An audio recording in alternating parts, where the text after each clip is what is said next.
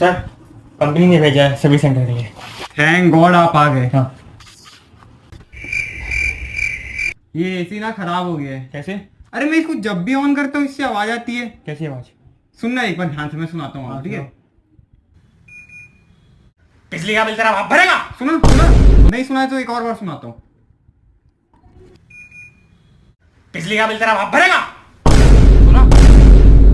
आप प्लीज इसको मुझे ठीक करके दो। इसका कोई इलाज ही नहीं है सर। क्या बात कर रहे हो? मेरे घर में भी सेम यही प्रॉब्लम है भाई